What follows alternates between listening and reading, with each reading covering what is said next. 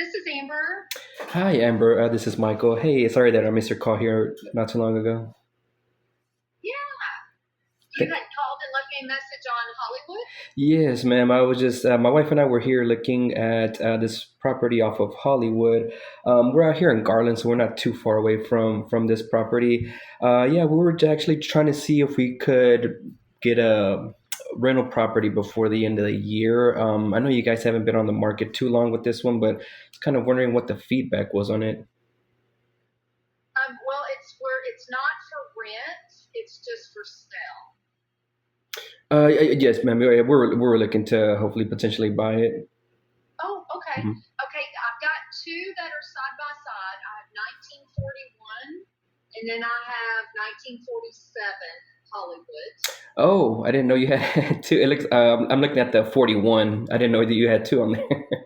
Yeah, the 47 is larger, so it's a little bit higher. Okay. And I've got two. I believe I'm driving at the moment. I believe, and I can send you the link. Have you seen the listing online, or do you want me to send you that link with all the information? No, yeah, I'm currently looking at 41 currently Oh, right now okay. online. Okay, so you've got it online. Okay, so you've got that information. I'll be honest with you, the feedback has not been any because Seagoville is not getting a lot of showings right now just because of the interest rate. Yeah. And so what everybody that's looked at it has, really liked it, but they have decided to pick a new build first to be fully transparent. Mhm. But this one is in incredible condition. The floor plan is great. And there's really, I mean, with it being wide open, the kitchen is large. It's a beautiful property. Yeah, I really like the layout of it. It's funny that you mentioned that because, like I said, we're currently over here in Garland, and we have a few like subdivisions that are popping up close to us. And yeah, these new lenders, I mean, they have like some of them have like a 4% interest rate, um, but of course they know that they have a good interest rate. So we went to go tour one of their homes before we bought this home that we're currently in, and I mean the Uh-huh. housing prices just started like somewhere like almost 600 and just went up from there, and I was like, whoa. Right, right. And I definitely, what I can do is I have a lender that's very good and kind of that can pull up all your stuff if you don't already have one, Hmm. and can kind of give you all of the options of what the pros and cons of a conventional FHA and, possibly zero down, all of the options and what interest rate they can give you. Oh God, yeah, yeah. So we do have my wife and I actually we have a few rentals scattered all over Dallas. So yeah, Oh, okay. we're pretty. We do actually we had a preferred lender that we use for all of our properties.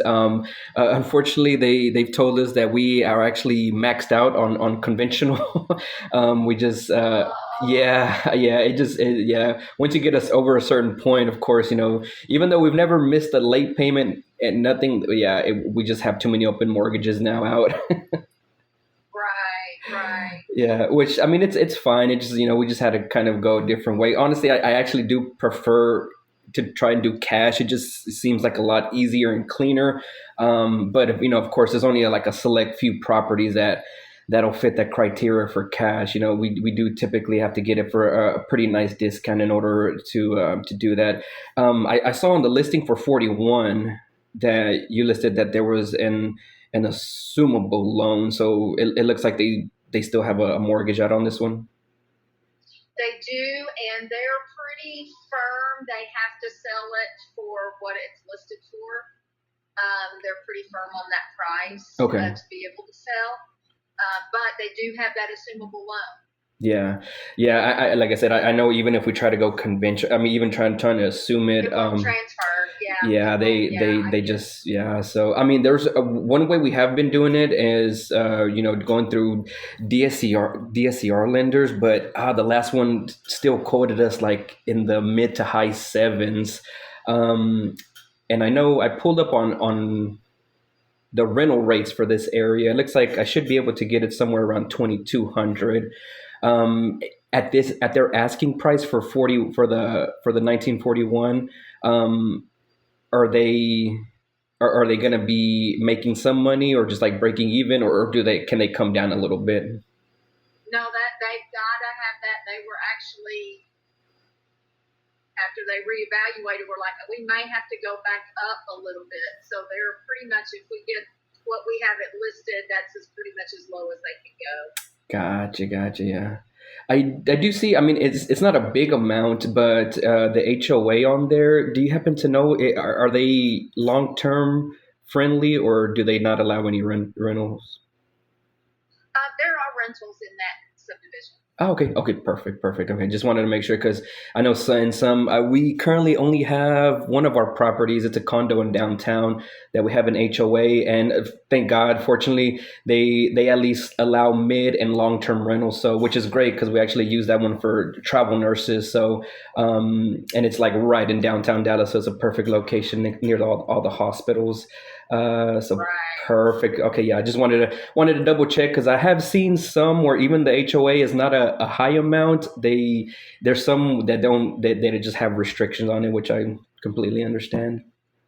Now, I will, talking about short-term rentals, it would be something that we would have to pull the HOA to make sure that's not a new clause. You know, a lot of them are adding them, so you would have to verify that on short term. Yeah, no, and something like this, we actually have no short term rentals. They just they seem to be like a lot more maintenance. Currently, we actually do property manage for all of our properties. So I was like, adding a short term rental just seems like a lot of work. So no, I mean, for something especially like this, it would be for sure a long term rental. Like one of our properties we actually have in South Dallas, same thing. It's a 3-2, and we just have long term tenants in there. So yeah, we just kind of like set it and forget it. So Yeah, I get it. mhm. Gosh, yeah. So yeah, just because I know with the like a DSCR lender, I mean, just haven't ran the numbers enough. Yeah, I know I would need to make that 2,300 feasible. I know I would have to be a little bit less than what they're currently at. Um, How much less are you talking? we probably would have to be somewhere around like, yeah, if you guys are already at that budget, you probably want like right around like 250. Yeah, I Yeah. don't think I can get down there. I mean, we're only talking 5,000 maybe, but Yeah. she was just talking about, to be logical for us to even move, I may have to bump the price up. So I know I wouldn't be able to go down that low. Yeah. And is this stage or is this like all their furniture in there? That's theirs. That's theirs. Okay, They're so living they're there. still living Yeah. there. Gotcha. Where are they planning on heading out? Just to Dallas. Their daughter goes to school in Dallas. Okay, so they're just coming closer into the city. Yeah. Gotcha. Makes sense. Do have Also, the one next door is a larger house, but it's higher in price and it's market value, so that might not be feasible for you either because it's higher. I could definitely. You said what was the address on that one?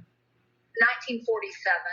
47. Okay, I can definitely take a look at that one as well here in a bit and see um, what it would look like. I mean, I definitely, like I said, this is we have a few just like the kind of 3-2 standard homes, which is kind of like our right now our long term bread and butter here. So this would definitely be up my alley. Um, now, Yeah, another hard. The rates are hard right now for people buying rentals. I've got another investor that's like the numbers just don't match up for me to rent. It's just kind of we're in the middle of making it feasible unless somebody's ready to sell coming down. At market value, it's not feasible. right, yeah, that definitely does make sense. Like, and actually, way that condo that I mentioned that we bought in downtown, we did somewhere where we just ended up taking over the mortgage for the seller. He had in this case the condo he had about 60 worth of equity, and he bought it back in 22, and so he just bought it at the time where he got a great interest rate. It's just that he overpaid for the condo. It was actually a studio, and he had actually by that point had already moved over. He was in Houston about I think almost 2 months at that point, and he needed his number, and I was like couldn't make sense of the whole 280 that he was asking for, especially at that time. I mean, yeah, the interest rates were like in like the mid to seven. So I was like, it doesn't make sense for me. So we just structured something where I took over his interest rate, and then I paid him some of his equity, and then just ended up giving him monthly payments since he was already over, like he was no longer in the building. It just ended up working out for both parties. Would your seller on this home be interested in anything like that? Um,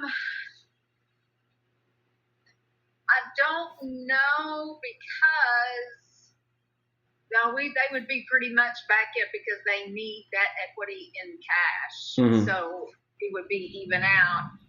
And if it's a 30-year mortgage and they don't want to be stuck with having that mortgage and not being able to buy again for 30 years because it locks in their credit.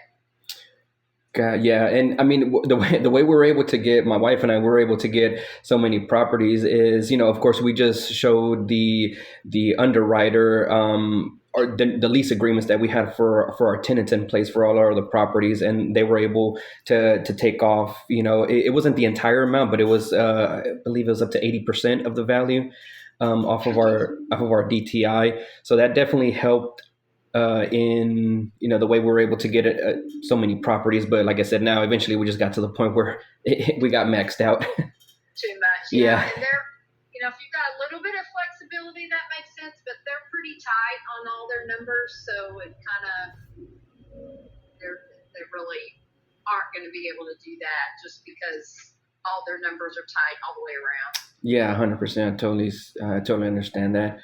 Well, shoot. Either way, I mean, let me see. Like I said, I saw this home and I thought, I was like, oh, this would make like a perfect just long-term rental to add. Let me see what I could possibly do with the numbers with my DSCR lender, and then also, like I said, I highly doubt a cash offer in this case is going to work at all because I'm pretty sure it's going to end up coming in way too low for them. But let me see with my DSCR lender, and then just like another option of what I could potentially do with just like taking over their mortgage, and then I can just send that over to you and see what they think about it. Okay, sounds good. Is this is your cell phone number?